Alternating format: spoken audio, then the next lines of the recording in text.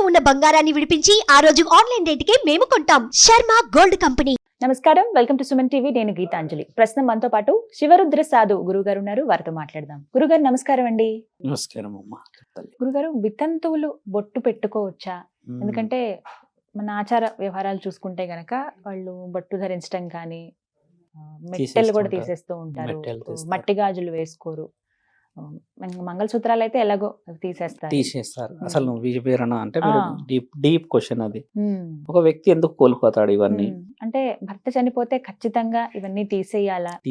కొంతమంది ప్రశ్నిస్తారు కూడా, కొంతమంది చెప్తారు భర్తతో పాటు కాదు కదా నీకు ఇవి వచ్చి, నేను పుట్టినప్పటి నుంచి బొట్టు పెట్టుకుంటున్నావు, ఆయన చనిపోతే తీసేయాల్సిన అవసరం ఏంటని అలా వాదించిన వాళ్ళని కూడా చూసాం. కానీ అసలు ఏది నిజం? నిజంగా భర్త చనిపోయిన స్త్రీ ఎలా ఉండాలి? తను బొట్టు పెట్టుకోవచ్చా, పెట్టుకోకూడదా?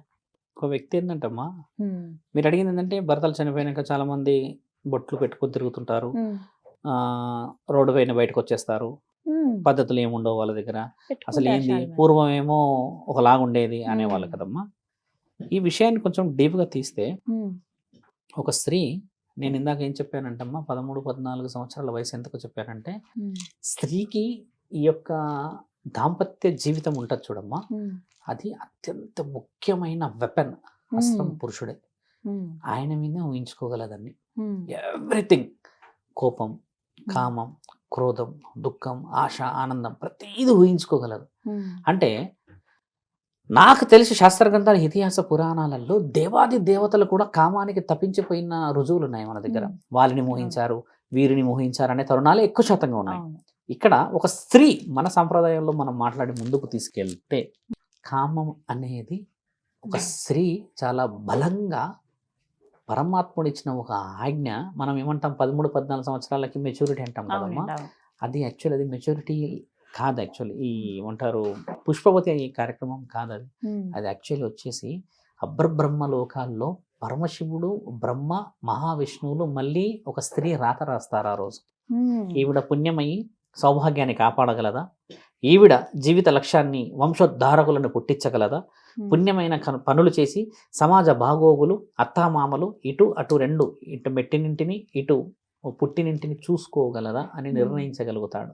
అందుకని స్త్రీ యొక్క పుష్పవతి కార్యక్రమం అనేది బహు ఉత్తమముగా పండగలాగా చేస్తారు. దాని ఉద్దేశం ముఖ్యంగా అది. మీరు బాగా గమనించండి, వాళ్ళు ఇచ్చే అది ఉంటుందమ్మా ఈ వడి, అందులో పెద్ద పెద్ద పెద్ద పెద్దగా పండ్లు పెడతారు.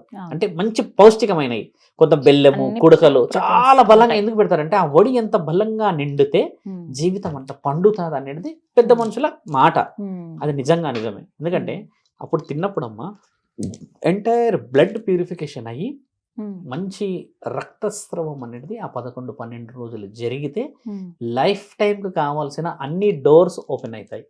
గర్వాన్ని దాల్చగలదు, భర్తని మోయగలదు, కుటుంబాన్ని, భార్యాన్ని మోయగలదు, మంచి రుచి శుచి శారీరక సౌష్ఠవతని గెలిచి సమాజాన్ని నిరూపించగలదు. నేను సౌభాగ్యవతిని, నేను ఒక కుటుంబం సంసారంలో గెలవగలుగుతున్న మహాపతివతని అని చెప్పడానికి ఆ అర్హతల అర్థం చాలా గొప్పగా వివరించారు. ఆడవాళ్ళు ఇంకా బహు ఉత్తమంగా చెప్తూ ఉంటారు. అలా వచ్చిన ఆ తరుణం వెనకాలో కొంచెం వెనక్కి వెళ్ళి చూడాల్సిన విషయం ఏంటంటే, 13వ సంవత్సరానికి పెనిమిటి వచ్చేస్తాడు. అసలైన ప్రపంచం మొదలైతుంది ఆ సమయం. చిన్న వయసు నుంచి పెద్ద వయసు అడుగు పెట్టేవాడికి ఆ స్థితి ఈయనగానే అడ్డొడ్డిపోతాడు. అంటే కోపం వచ్చినా, ఆనందం వచ్చినా అన్నీ ఈయనే అయిపోవడం చేత, జీవితం అంతా ఈయనకే ఉండడం చేత, ఈయన సడన్ గా ఏదన్నా జరిగో ఇంకేదన్నా అయిపోతే ఇష్టంగా వదిలేస్తుంది ఆ జ్ఞాపకాలని. ఎలా? మాంగళ్యం కడతారు, కాళ్ళకి మెట్టెలు పెడతారు, గాజులు వేస్తారు, ముఖ్యంగా ఇక్కడ కంటే బొట్టు ఇక్కడ పెడతారు. ఇన్ని ఆవిడ ఏం చేస్తుందంటే, సర్వస్వం అనుకున్నవాడే వెళ్ళిపోయాక ఈ జ్ఞాపకాలు నాకెందుకు అని. ఇవి రాశి లేవు తల్లి శాసన గ్రంథాల్లో, గాజులు తీయాలి అని ముమ్మాటికి లేవు. ఎవరైనా వస్తే నేను కూర్చుంటాను, ఎవరైనా డెబిట్కి రమ్మని చెప్పి. అది పాటింపు స్త్రీ ఇష్టంగా చేసింది. సర్వస్వం అనుకున్నవాడు నా భర్త, ఆయనే లేడు, ఇప్పుడు అవన్నీ వేసుకుంటేనే అందం చందం, నీకు ఇంకేదైనా విలువ వివరణ. అది లేని సమక్షంలో నిన్ను ఏం చూస్తారంటే, పురుషుడి కోసం ఆశించుందా, లేకపోతే ఈవిడ ఏం ఆశించున్నది అన్న వక్రీకరమైన మాటలు రావచ్చు. ఇవన్నీ తీసేస్తే ఓహో ఈవిడ ఒక జీవితాన్ని కోల్పోయింది, ఈమెకంటూ ఒక స్థితి ఏర్పడింది అన్న పరిస్థితులు ఉంటాయి. ఈ స్థితులు కూడా చాలా ఉపయోగపడ్డాయి. దీన్ని ఆపిన మహానీయుడు కూడా వీరేశలింగం పంతులు భర్త చనిపోగానే అదే మంటలో పడిపోతున్న స్త్రీలు ఉంటే కూడా అలాంటి వాళ్ళను చంపిన వాళ్ళు ఉన్నారు తల్లి. మన దగ్గర ఆయన పాపం 33 సంవత్సరాలు పోరాటం చేశాడు. ఇది 4th లో 5th లో ఉంది ఈ పాఠం. ఆయన సతీ సహగమనాన్ని ఆపిన మహానీయుడు వీరేశలింగం పంతులు గారు. ఈ రోజుల్లో నాకు తెలిసి ఎడ్యుకేషన్ లో సగం మందికి తెలియదు వాళ్ళకు చేసిన గొప్ప పనులు. ఆయన ఆపాడు 1920లో 30లో ఆపిన తర్వాత కూడా అక్కడక్కడ జరిగాయి. 12-13 సంవత్సరాల పెళ్లిళ్ళు చేసుకోవద్దని ఆపింది కూడా ఆయననే. ఇలాంటి గొప్ప కార్యక్రమాలు చేశాడు. ఎందుకు బాల్య వివాహాలు ఆపాడు తెలుసా తల్లి? ఆ 13-14 సంవత్సరాల వయసు పెళ్లి చేసేసప్పటికి వాళ్ళు ఎగ్జాక్ట్ లైఫ్ ని ఎంజాయ్ చేయలేకపోయారని.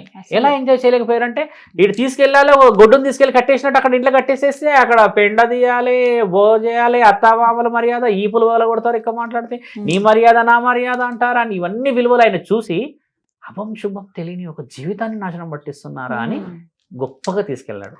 దాన్ని ఒక విధంగా తీసుకుంటే ఇంకొంతమంది ఏం చేశారంటే స్త్రీ నిజముగా జీవితాన్ని అనుభవించాలి అని అంటే ఈ విధమైన వక్రీకరమైన జీవితాన్ని చూడొద్దు, పెళ్లి అనేది ఇలా పోతుంది అనేది కొందరు మహానీయులు నిర్ణయించారు. కానీ ఏది నిర్ణయించినా చూడమ్మా, ఈరోజు సొసైటీలో ఏముందంటే ఓన్లీ జ్ఞానమే ఉంది. చూడండి, పెళ్లిళ్ళు చేసుకోవాలి స్త్రీలు చాలా మంది ఉన్నారు ఇక్కడ.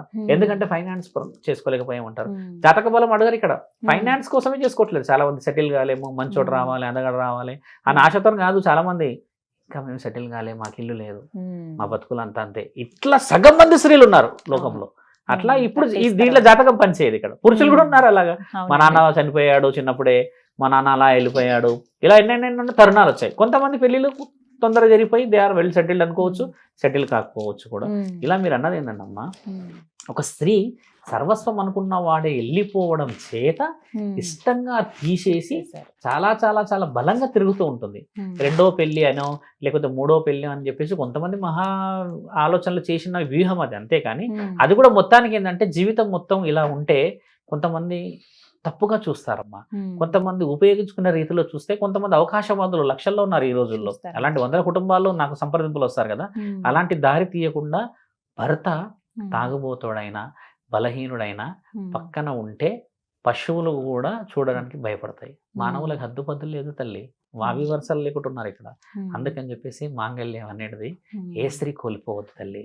రోగిష్టి భర్త అయినా పక్కన ఉండాలి, ఎంత ధైర్యం ఉంటది. వాటి కోసమే కదా ఎన్ని బాధలు, పూజలు, పురస్కారాలు. చాలా మంది వచ్చి బాధపడతారు. నన్ను ఏమంటారమ్మా వచ్చి తెలుసా, చెప్పొచ్చు, మా ఆయన అది చేస్తున్నాడు ఇది చేస్తున్నాడు అని అది చెయ్యనంటే నీ ఆయన ఉన్నాడు కాబట్టి ఇది చేయి అది చేయి అంటావు తల్లి.